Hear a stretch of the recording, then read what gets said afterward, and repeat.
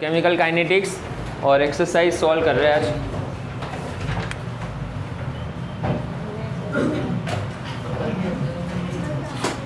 और कौन से टॉपिक के एक्सरसाइज के क्वेश्चन सॉल्व कर रहे हैं? टॉपिक समझ लो, सिर्फ ऑर्डर ऑफ रिएक्शन।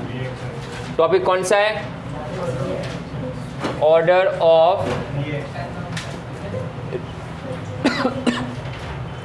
रिएक्शन।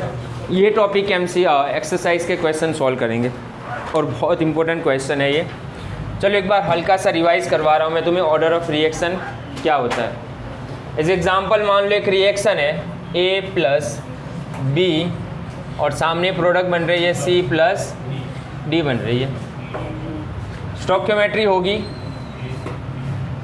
जिसे ABCD बता देते हैं हम यहाँ पर। तो ये रिएक्शन का अगर मुझे रेट लो लिखना है तो हम कैसे लिखेंगे rate low?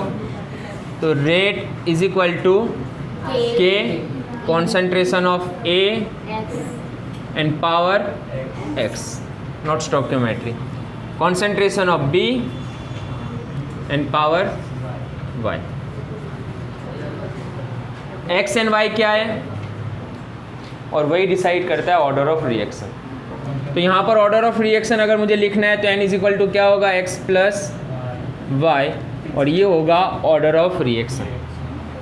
Order of reaction क्या रिप्रेजेंट कर रहा है? अगर सिंपल सा समझो तो ऑर्डर ऑफ रिएक्शन ये बता रहा है कि अगर हम रिएक्टेंट का कॉन्सेंट्रेशन डबल कर रहे हैं या 3 टाइम्स या 4 टाइम्स कर रहे हैं या हाफ कर रहे हैं तो उससे रेट ऑफ रिएक्शन में कितना चेंज आएगा वो बता रहा है ऑर्डर ऑफ रिएक्शन।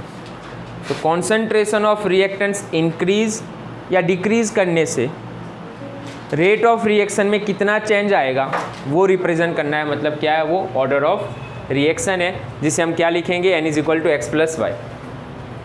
और इसी से रिलेटेड एग्जाम्पल हम सॉल्व करने वाले हैं।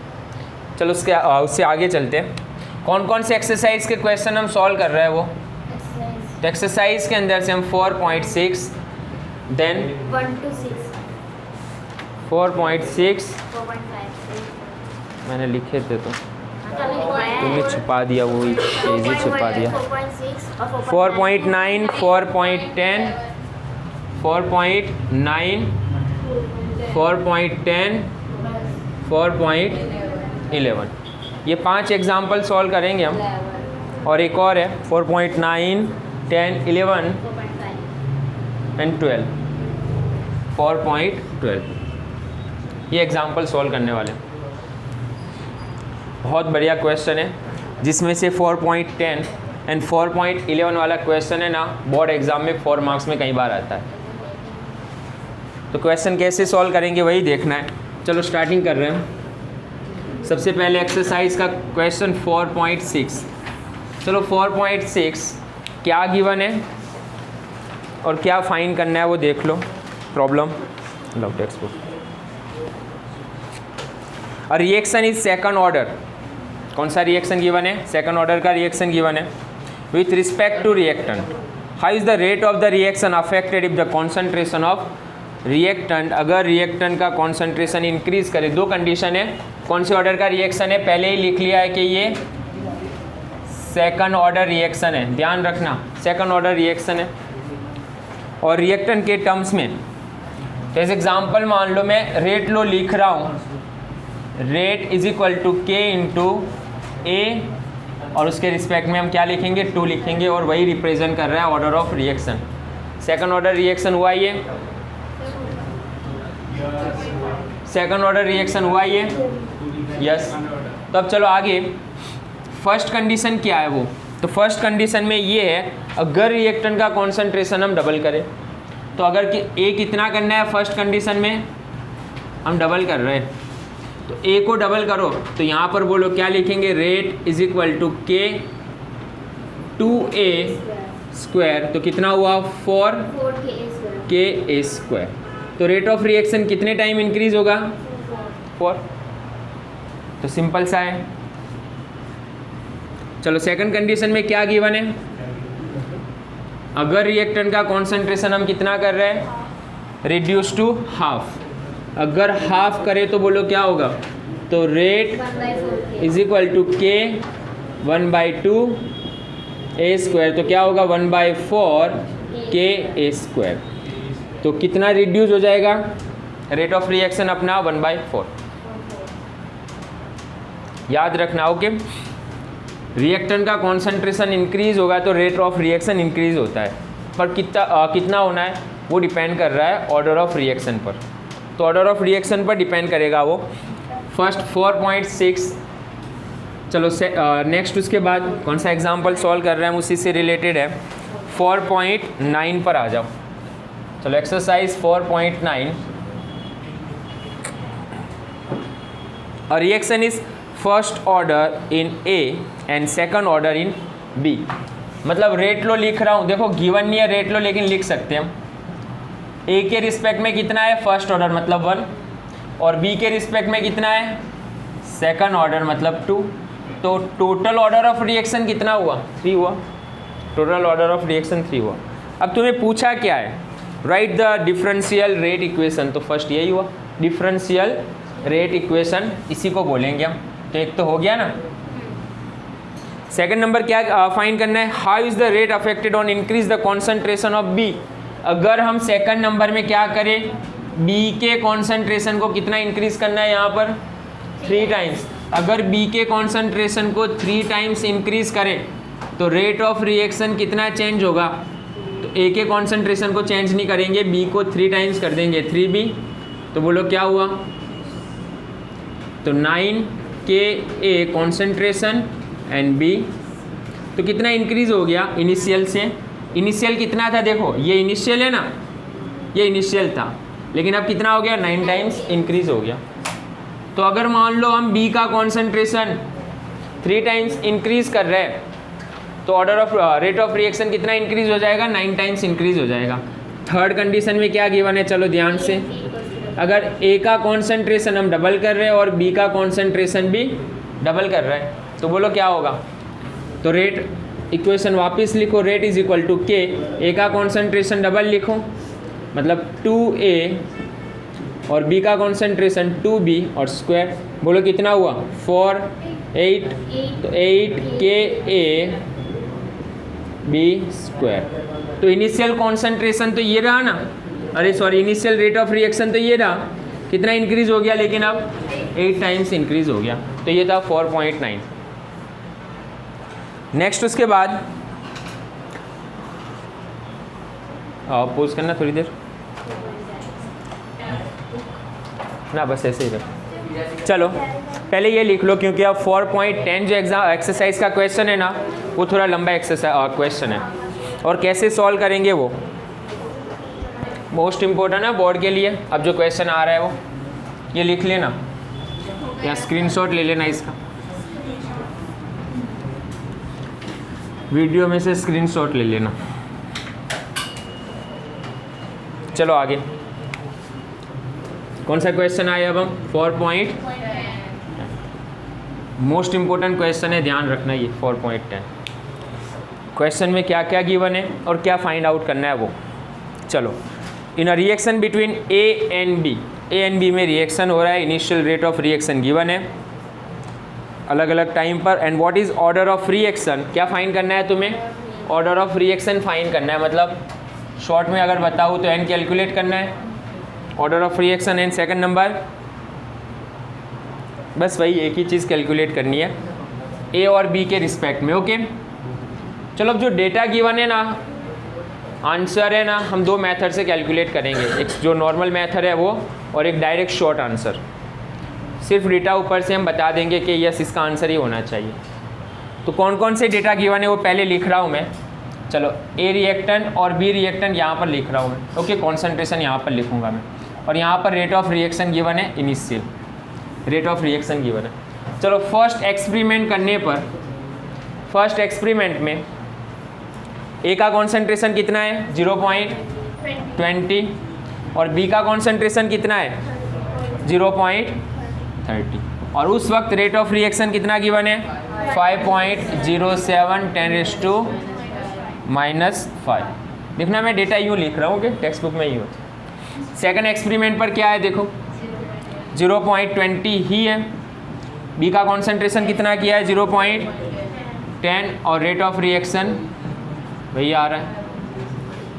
थर्ड एक्सपेरिमेंट में कॉन्सेंट्रेशन कितना किया 0.40, बी का कॉन्सेंट्रेशन 0.05 और rate of reaction 1.43 into 10⁻⁻⁴। Data given है, कैलकुलेट क्या करना है वो समझ लो। एज एग्जांपल मान लो ए रिएक्टेंट है, बी रिएक्टेंट है, मैं इसके लिए रेट लो लिख रहा हूँ, तो रेट इज इक्वल टू क्या होगा के A power X B power Y. तुम्हें यहाँ पर जो कैलकुलेट करना है ना वो x की वैल्यू और y की वैल्यू कैलकुलेट करनी है। दो मेथड है, दोनों मेथड समझाऊंगा मैं तुम्हें। अगर 4 मार्क्स में मान लो स्कूल में एग्ज़ाम में आ रहा है तो लिखना पड़ेगा पूरा, लेकिन MCQ अगर नीट या JEE में आ रहा है तो उसमें तो ऑप्शन ही चाहिए डायरेक्ट, तो कैलकुलेशन वहाँ पर करने की ज़रूरत नहीं है, शॉर्ट मेथड उसके लिए काम लगेगी।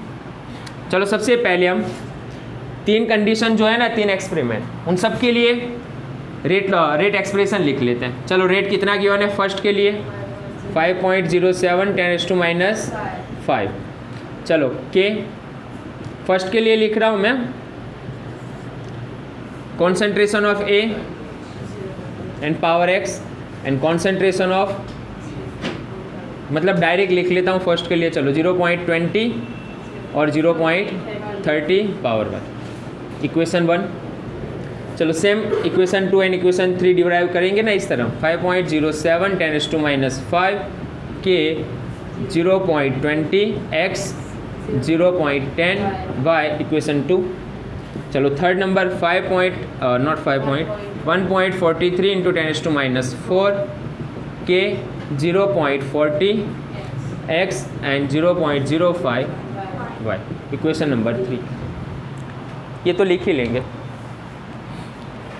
अब समझना क्या है, आंसर कहाँ से डिराइव कर रहा है वो समझा रहा हूँ मैं तुम्हें। मैं डायरेक्ट बता रहा हूँ x और y की वैल्यू क्या है वो। जब भी मान लो ऑर्डर ऑफ रिएक्शन में रिएक्टेंट का कॉन्सेंट्रेशन A और B और उनका कॉन्सेंट्रेशन अलग अलग एक्सपेरिमेंट में दिया हुआ, तब क्या करेंगे वो, सबसे पहले रिएक्टेंट A के कॉन्सेंट्रेशन पर फोकस करो। कितना है स्टार्टिंग में 0.20 है, B का कॉन्सेंट्रेशन 0.30 है, मतलब स्टार्टिंग में हमने जब रिएक्शन किया कर रहे हैं तो इतना कॉन्सेंट्रेशन इसका और इसका लिया, और उस वक्त रेट ऑफ रिएक्शन हमें ये मिल रहा है, कंडीशन ही। अब सेकंड एक्सपेरिमेंट ऐसा ढूंढो जहाँ पर ए का कॉन्सेंट्रेशन हमें सेम ही रखना है, चेंज नहीं करना। तो देखो यहाँ पर इक्वेशन 2 में ए का कॉन्सेंट्रेशन 0.20 है, सेकंड में भी हमने 0.20 ही रखा है, लेकिन दूसरे का कॉन्सेंट्रेशन चेंज करेंगे, चेक करेंगे कि दूसरा कितना चेंज हो रहा है। तो यहाँ पर हमने क्या किया, 1/3 जितना 0.30 से 0.10 कर दिया, कॉन्सेंट्रेशन कम लिया ना, चेंज किया ये। तो क्या रेट ऑफ रिएक्शन में चेंज आ रहा है? नहीं आ रहा। इसका मतलब क्या हुआ कि B के अंदर, B मतलब ये ना Y, कि Y B का कॉन्सेंट्रेशन चेंज करने से रेट ऑफ रिएक्शन में कोई चेंज नहीं आ रहा। अगर कोई चेंज नहीं आ रहा मतलब क्या हुआ, वो कौन से ऑर्डर का रिएक्शन है, 0 ऑर्डर का रिएक्शन है। मतलब ये रिएक्शन में जो रेट ऑफ रिएक्शन है वो B के कॉन्सेंट्रेशन पर डिपेंड नहीं कर रहा।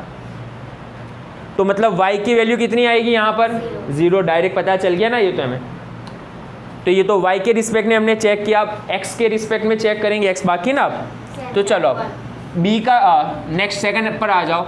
B का कॉन्सेंट्रेशन देखो 0.20 से कितना कर रहे हैं, थर्ड एक्सपेरिमेंट में 0.40, डबल किया।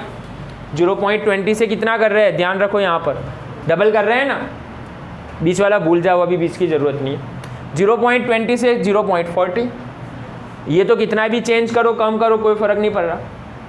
तो ये डबल करने पर, ये कितना चेंज हुआ बोलो, चेंज हो रहा है ना। तो सिंपल सा देखो कैलकुलेशन, -4 है, -5 करके 14.3, तो 5.07 से 14 के बीच में कोई डेटा है, वही ना। अगर 5.07 होता तो 1 होता, 10 उससे उसका स्क्वायर, अगर उसका स्क्वायर करते हम तो 25 होता। तो आंसर किसके बीच में होगा, 1 और 2 के बीच में आंसर होगा, समझना, आंसर 1 एंड 2 के बीच में। अगर ये डबल कर रहे हैं हम तो ये कितना चेंज हो रहा है देखो।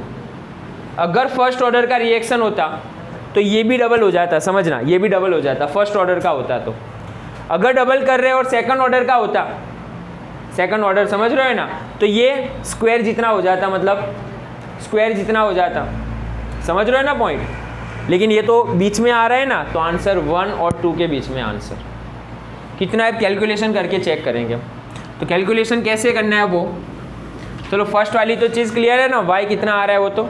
अब कैसे कैलकुलेट करेंगे वो, इक्वेशन 1 एंड 2 पर आ जाओ। 1 एंड 2 में कौन सिमिलर है, ए का कॉन्सेंट्रेशन सेम ना, तो हमें y मिल जाएगा क्योंकि a कैंसिल करेंगे। तो first equation 1 divided by equation 2, equation 1 को क्या करो तुम 2 से डिवाइड करो, तो क्या मिलेगा बोलो तुम्हें, सेम सेम कैंसिल हो जाएगा, तो तुम्हें b के रिस्पेक्ट में y मिल जाएगा। तो चलो इक्वेशन 1 डिवाइडेड बाई 2 कर रहा हूँ मैं, तो पहले ये लिख रहा हूँ 5.07 10⁻⁵ डिवाइड बाय 5.07 इंटू 10⁻⁵ ना, इक्वेशन 1 एंड 2 तो वही है। चलो सामने इज इक्वल टू फर्स्ट के लिए k 0.20 x 0.30 y, नीचे क्या है k 0.20 x और 0.10 y। चलो क्या क्या कैंसिल होगा, कैंसिल ये कैंसिल, ये कैंसिल, कितना बचा, सामने 1 लिख लूँ मैं। अब यहाँ पर 0.30 अपॉन 0.10 कितना हुआ बोलो ये,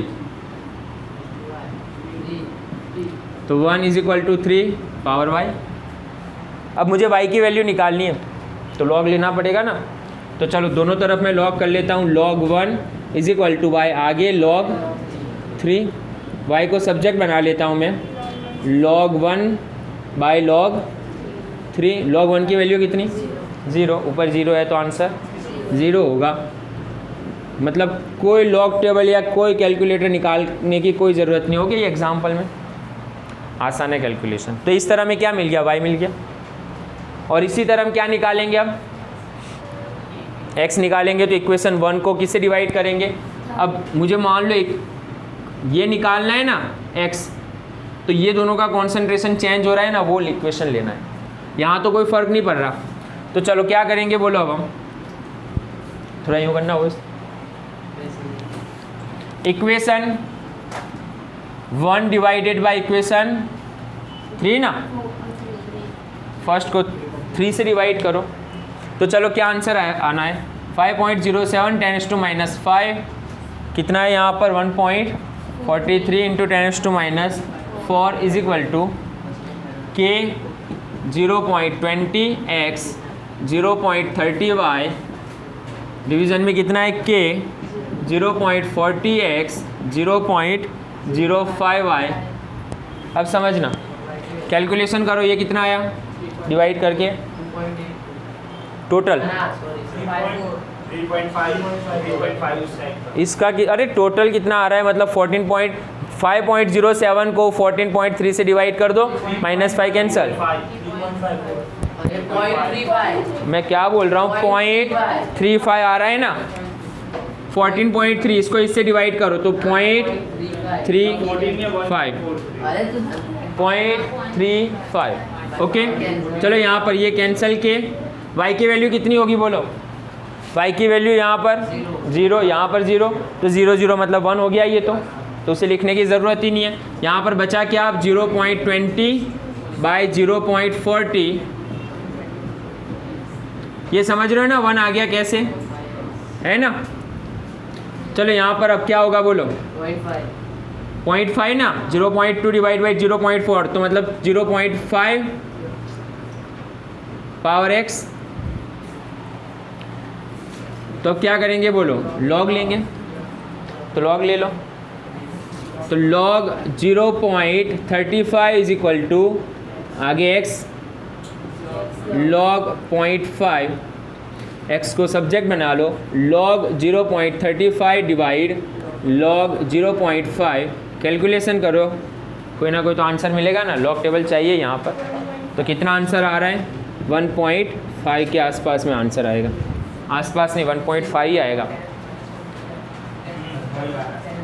कैलकुलेशन देख लेना क्या किया हमने, 4 मार्क्स का एग्जाम्पल है, सुन लो 4 मार्क्स का एग्जाम्पल है, और ये पैटर्न से लिखना है, ये पैटर्न से लिखना है। अब लॉग कैसे निकालेंगे तो सिखा दिया मैंने पहले ही तुम्हें, तो क्लियर है ना। 4.10 दो तरीके से आंसर निकालेंगे, एक तो ये मेथड से आंसर निकालेंगे जब स्कूल में 4 मार्क्स के लिए क्वेश्चन पूछ रहे तब, लेकिन एमसीक्यू के लिए जा रहे हैं तो कैसे करना है, आंसर समझ में आ गया ना। तो कौन सी ऑर्डर का रिएक्शन हुआ ये, x की वैल्यू कितनी है 1.5 और y की वैल्यू 0 है, मतलब कौन से ऑर्डर का रिएक्शन हुआ ये, 1.5 ऑर्डर का रिएक्शन है ये, 1.5 ऑर्डर का रिएक्शन हुआ ये, समझना। क्वेश्चन में क्या फाइंड करना था वो समझो, डेटा गिवन है, नीचे लिखा हुआ है x एंड y के रिस्पेक्ट में ऑर्डर ऑफ रिएक्शन क्या होगा, वो x एंड y की वैल्यू निकालनी थी हमें। तो क्या किया था समझना, वापस बस क्या करना था वो, वापस सबसे पहले दो का कॉन्सेंट्रेशन जो सेम है ना, तीनों का इक्वेशन में इस तरह लिख लेना, ये सिंपल मेथड है। डायरेक्ट निकालना है तो कैसे, जब दो का कॉन्सेंट्रेशन सेम है, यहाँ पर इसका कॉन्सेंट्रेशन हमने चेंज नहीं किया, लेकिन दूसरे का कॉन्सेंट्रेशन क्या कर रहे हैं, चेंज कर रहे हैं, तब उस वक्त रेट ऑफ रिएक्शन देखेंगे चेंज हो रहा है कि नहीं हो रहा। तो यहाँ पर बी का कॉन्सेंट्रेशन चेंज किया तो रेट ऑफ रिएक्शन चेंज नहीं हुआ, इसका मतलब ये हुआ कि रेट ऑफ रिएक्शन बी के कॉन्सेंट्रेशन पर डिपेंड नहीं कर रहा। तो हो गया ये, तो बी के कॉन्सेंट्रेशन पर डिपेंड नहीं कर रहा, तो मतलब वाई की वैल्यू 0 आ रही है। दूसरा, अब ए का कॉन्सेंट्रेशन यहाँ से कितना किया हुआ है, देखो फर्स्ट एंड थर्ड में 0.40, मतलब डबल किया हुआ है ना, ये तो ये डबल है, तो ये कितना चेंज आया वो देखना है हमें। तो ये कितना चेंज आ रहा है, तो 1.5 जितना चेंज आ रहा है ये, तो यहाँ पर x की वैल्यू कितनी आएगी 1.5। और अगर ये मेथड से कैलकुलेट करना है तो बहुत सिंपल है, कुछ नहीं करना। चलो आगे नेक्स्ट, रहने कितना टाइम हुआ, टेम्पलेट में है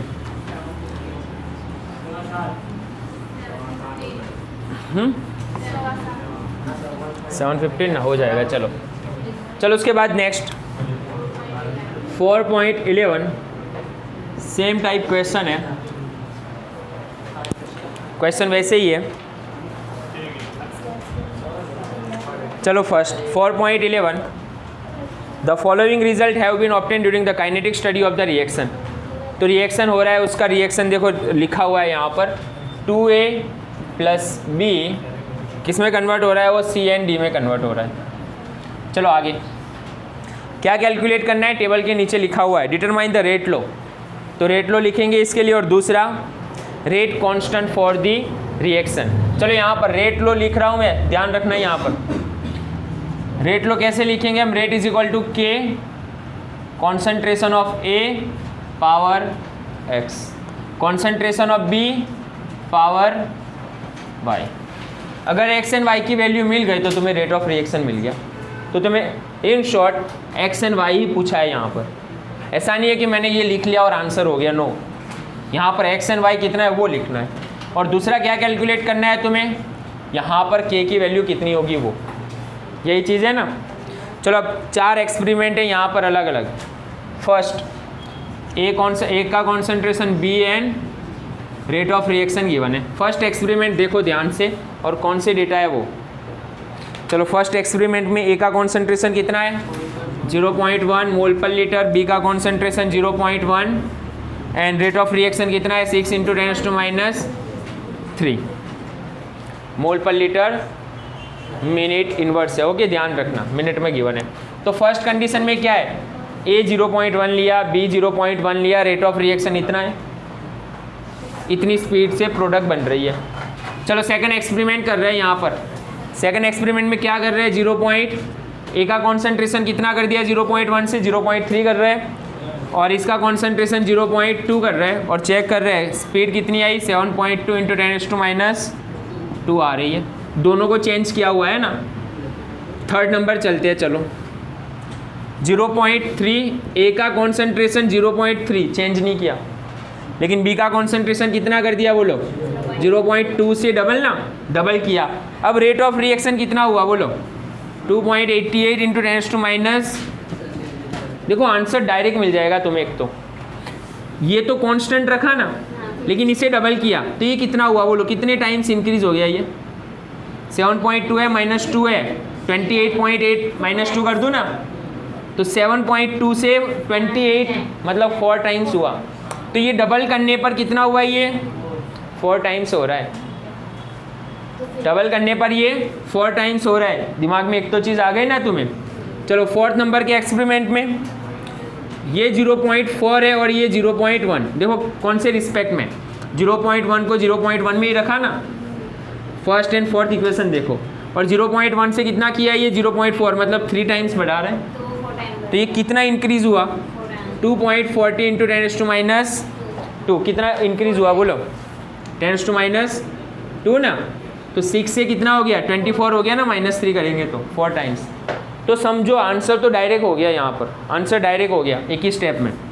फर्स्ट कि 0.3 कांस्टेंट है, समझना ये। तो यहाँ पर कितना चेंज किया हमने, बी के रिस्पेक्ट में फाइंड कर रहे हैं, बी के रिस्पेक्ट में वाई फाइंड कर रहे हैं।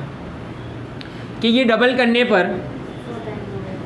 करने पर कितना इंक्रीज हुआ, ये 4 टाइम्स। तो बोलो कौन से ऑर्डर का रिएक्शन हुआ, ये वाई सेकंड। तो वाई की वैल्यू कितनी आएगी यहाँ पर, सेकंड 2 आएगी वाई की वैल्यू यहाँ पर। एक चीज़ हो गई। चलो सेकंड ए के रिस्पेक्ट में एक्स फाइंड करेंगे। ए का कॉन्सेंट्रेशन 0.1 से 0.4 है। देखो ये ज़रूरी है, ये सेम होना चाहिए। एक को कांस्टेंट रखेंगे, दूसरा चेंज करेंगे। तो ये तो कांस्टेंट है, ये 0.1 से 0.4 हुआ ना। तो 4 टाइम्स अगर इंक्रीज कर रहा हूँ मैं इसे, कितना 4 टाइम्स इंक्रीज किया, तो ये कितना इंक्रीज हुआ बोलो, ये भी 4 टाइम्स हुआ। मतलब सेम टू सेम हो रहा है, तो फर्स्ट ऑर्डर है। डबल करने पर अगर 4 टाइम्स हो रहा है तो सेकंड है। 3 टाइम्स करने पर अगर 9 टाइम्स हुआ तो थर्ड ऑर्डर है। और 0 पर मान लो कितना भी चेंज करो लेकिन रेट ऑफ रिएक्शन चेंज नहीं हो रहा, तो 0 ऑर्डर का रिएक्शन है। तो आंसर तो डायरेक्ट हो गया ना, एक ही स्टेप में हो गया, एक स्टेप में। लेकिन 4 मार्क्स में अगर एग्जाम में क्वेश्चन पूछ रहे हैं तो ऐसे नहीं लिखेंगे, फाइन करेंगे। लेकिन आंसर में क्या होगा बोलो, x कितना आया, x कितना आया 4 टाइम्स पर 4 टाइम्स मतलब फर्स्ट ना 1 ऑर्डर, और y कितना आ रहा है सेकंड ऑर्डर। हो गया ये। MCQ के लिए अगर आ रहा है ना, कॉम्पिटिटिव के लिए, तो आंसर इस तरह फाइंड करेंगे। तो ये कौन से ऑर्डर का रिएक्शन हुआ, थर्ड ऑर्डर का रिएक्शन हो रहा है ना। पूरा रिएक्शन कौन से ऑर्डर का है, थर्ड ऑर्डर रिएक्शन है ये। चलो अब लिखेंगे कैसे, तो इक्वेशन 1 कैसे लिखेंगे, सबके लिए एक एक इक्वेशन लिख लो वापस। तो इक्वेशन 1 6 इंटू इसके फॉर्म में लिखना है 10⁻³ is equal to k into 0.1 power x and 0.1 and power y। Equation 1। चलो सेकंड के लिए लिख रहा हूँ मैं 7.2 10⁻² k कितना है 0.3 x एंड 0.2 y। और इस तरह यूँ कर देना। चलो उसके बाद थर्ड के लिए लिख रहा हूँ मैं 2.88 into 10⁻1 k 0.3 x and 0.4 y। Equation number 4 2.40 into 10⁻2 k 0.4 and 0.1। 4 equation लिख लिए ना हमने, 4 equation, equation 1, equation 2, equation 3 and equation 4। अब क्या करेंगे कि एक कांस्टेंट होना चाहिए, दूसरा चेंज होना चाहिए, वो इक्वेशन फाइंड करो तुम। तो इक्वेशन देखो कौन कौन से। फर्स्ट सबसे पहले इक्वेशन 1 0.1 से 0.3 से 0.3 पर है, सेम ना, कांस्टेंट है, जबकि ये चेंज हो रहा है। मतलब क्या करेंगे, इक्वेशन 2 को किससे डिवाइड करेंगे, 3 से। कैसे डिवाइड करना है वो समझना, कोई भी इक्वेशन कहीं पर भी डिवाइड मत कर देना। एक का कॉन्सेंट्रेशन कांस्टेंट, दूसरा चेंज। तो देखो 2 को किससे डिवाइड कर रहे हैं हम, तो इक्वेशन 2 डिवाइडेड बाय इक्वेशन 3। तो बोलो क्या होगा, इक्वेशन 2 मतलब वो ना। तो 7.2 10⁻² k 0.3 x 0.2 y by equation 3 लिख रहा हूँ मैं 2.88 into 10⁻1 is equal to k 0.3 x 0.4। Calculation देखना कैसे कर रहा हूँ मैं, वरना है ना कैलकुलेशन करते रहोगे तुम। क्या क्या कैंसिल होगा, k कैंसिल, ये कैंसिल, ये कितना आ रहा है बोलो, अभी ये कितना आ रहा है 0.25 ना, सामने कितना आ रहा है 0.20 बाई 0.2 बाई 0.4 0.5 और पावर y ना। लॉग नहीं पुट कर रहा, डायरेक्ट आंसर बता रहा हूँ मैं तुम्हें कैसे। 0.25 को ऐसे लिख सकता हूँ मैं, 0.5 power square 0.5 y cancel, y is equal to 2। अब लॉग निकालने जाओगे और कैलकुलेशन करने जाओगे तो लंबा होगा, तो सिंपल सा कैलकुलेशन इस तरह करना है। y आंसर कितना है देखो, पहले से ही लिख लिया हमने 2। चलो उसी तरह किसके लिए फाइंड करेंगे हम, x के लिए। तो कौन सा इक्वेशन चाहिए हमें, तो b कहाँ पर कांस्टेंट है, फर्स्ट एंड फोर्थ में कांस्टेंट है और a का कॉन्सेंट्रेशन 4 टाइम कर रहा है। तो इक्वेशन नंबर बोलो कौन सा इक्वेशन, 1 डिवाइड बाय 4 ना, और कैलकुलेट करो और आंसर क्या आ रहा है, फाइंड करो x। तो चलो equation 1, 6 into 10⁻³ is equal to k 0.1 x 0.1 y divide 2.40 10⁻² is equal to k 0.4 power x 0.1 y। Cancel, ये कितना आया, k कैंसल, ये कितना आ रहा है कैलकुलेशन करने पर 0.25 ही आएगा। सामने कितना है 1/4 है, तो मतलब 0.25 पावर x, यहाँ तो 1 ही है ना, तो x इज इक्वल टू 1। क्या हुआ, सिर्फ समझाने के लिए, कैंसिल नहीं होगा वो पता है, लॉग निकालना पड़ेगा। अगर मान लो मुझे पावर फाइंड करना है ना तो लॉग चाहिए ही चाहिए, लेकिन यहाँ पर शॉर्ट में बता रहे हैं। फर्स्ट थिंग फाइंड हुई, सेकंड चीज़ फाइंड करनी है, अब समझना। ये तो एक ही चीज़ फाइंड की ना हमने, रेट ऑफ रिएक्शन कितना हुआ थर्ड ऑर्डर का। अब क्या फाइंड करना है तुम्हें, के फाइंड करना है ना तुम्हें। तो अब कोई भी एक इक्वेशन यूज़ कर लो और के फाइंड कर लो। कोई भी एक इक्वेशन यूज़ करके x, फर्स्ट इक्वेशन में x की वैल्यू 1, y की वैल्यू 2, और ये इक्वेशन लिखकर k को सब्जेक्ट बनाकर फाइंड करो। हाँ, यूनिट पीछे कौन सा लिखोगे, थर्ड ऑर्डर। अगर यूनिट गलत लिख रहे हो तब भी गलत। तो यहाँ से k को सब्जेक्ट बना लेना फ्रॉम इक्वेशन 1, ऐसा नहीं है कि फ्रॉम इक्वेशन 1, कोई भी इक्वेशन यूज़ करो आंसर वही आएगा। कोई भी इक्वेशन यूज़ कर सकते हो तुम, हम फ्रॉम 1 ले रहे हैं, फ्रॉम इक्वेशन 1। तो क्या होगा, 6 into 10⁻³ is equal to k 0.1 power 1 ना x की, एंड 0.1 पावर 2, k को सब्जेक्ट बनाओ एंड थर्ड ऑर्डर का जो यूनिट आएगा वो पुट करना है यहाँ पर। चलो थर्ड ऑर्डर के लिए यूनिट क्या होगा बोलो, अगर पूरा याद ना हो तो इतना क्लियर है ना, मोल बाय लीटर 1-3 है ना, और सेकंड नहीं है, मिनट में गिवन है सबके कॉन्सेंट्रेशन, तो मिनट इनवर्स। बस ये कैलकुलेशन करना 1-3, तो आंसर मिल जाएगा तुम्हें k का। तो ये क्वेश्चन था कौन से नंबर का, 4.11, अगेन मोस्ट इम्पोर्टेंट 4 मार्क्स के लिए। अब कैलकुलेशन कैसे, बस कैलकुलेशन 2 तरीके से करना, एक शॉर्ट मेथड और दूसरी ये कैलकुलेशन से। जितना मान लो डेटा पर फोकस करोगे ना, अब कैलकुलेशन ऐसा नहीं है कि बस एग्जाम्पल लिख ले और लिख करोगे, नो, रुक जाओ, एक्सपेरिमेंट पर फोकस करो और डेटा देखो कितना चेंज हो रहा है। अगर इसे पकड़ लिया ना तुमने कहाँ पर कितना चेंज हो रहा है, तो आंसर डायरेक्ट डेटा से ही समझ में आ जाएगा, कोई कैलकुलेशन की ज़रूरत नहीं पड़ेगी, ऑलमोस्ट सारे आंसर हो जाएंगे। तो कहीं पर डेटा की ज़रूरत ही नहीं पड़ रही है, समझना, सिर्फ रुकना है, डेटा कहाँ पर कितना चेंज हो रहा है उतना फोकस करना है। एक और लास्ट देख लेते हैं, 4.12, टाइम कितना हुआ, और 4.12 बहुत ही सिंपल है, डायरेक्ट आंसर लिखना है। चलो 4.12 में डेटा गिवन है, ब्लैंक के और ब्लैंक की फिलअप करनी है तुम्हें। चलो reaction A and B is the first order with respect A and 0 order in with respect, चलो A कौन से ऑर्डर का रिएक्शन है, फर्स्ट ऑर्डर ना, so it is a first order, और B के लिए कितना है, 0 ऑर्डर के लिए।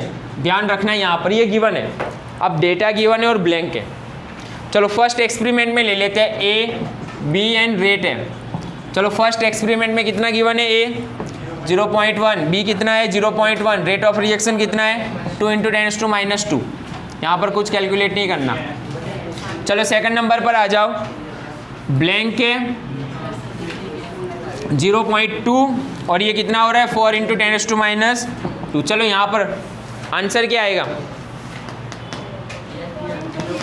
समझना। बी क्या है, जीरो ऑर्डर है, मतलब ये कॉन्सेंट्रेशन चेंज करने से कोई फर्क नहीं पड़ रहा। चलो 0.1 पर इतनी स्पीड थी, ये कितना हो गया, डबल हो गया ना, तो मतलब ये भी कितना किया होगा, डबल, क्योंकि फर्स्ट ऑर्डर है, ध्यान रखना। तो यहाँ पर कितना हो गया कॉन्सेंट्रेशन 0.2। तो आंसर कैसे लिख रहे हो समझना, क्योंकि ए फर्स्ट ऑर्डर का रिएक्शन है और ये मान लो डबल कर रहे हैं, तो ये भी कितना होगा, डबल ही होगा। ये कितना चेंज हो रहा है वो तो देखना ही नहीं हमें, क्योंकि जीरो ऑर्डर है। चलो उसके बाद थर्ड नंबर पर 0.4 0.4 और सामने कितना आंसर आएगा, बी वाला तो फोकस ही मत करना, कितना किया, ये 4 टाइम्स कर रहा है, तो इनिशियल का कितना हो जाएगा, ये भी 4 ना, 4 मल्टीप्लाई 2 इंटू 10⁻², मतलब 8 इंटू 10⁻²। समझ रहे हो ना आंसर। अगर ये 4 टाइम्स इंक्रीज हो रहा है तो ये भी 4 टाइम इंक्रीज होगा। एंड फोर्थ नंबर पर क्या है, ब्लैंक 0.2 2 इंटू 10⁻²। बोलो आंसर क्या आएगा डायरेक्ट, 0.1। तो क्या होगा आंसर यहाँ पर, तो ये 0.2 से 0.2 ही है ना, मतलब इसका कॉन्सेंट्रेशन 0.1 ही होगा, ये तो आएगा ही नहीं। तो ये था क्वेश्चन 4.12। एक बार वापिस है ना वीडियो देखकर स्पीड से वीडियो देख लेना और नोटबुक में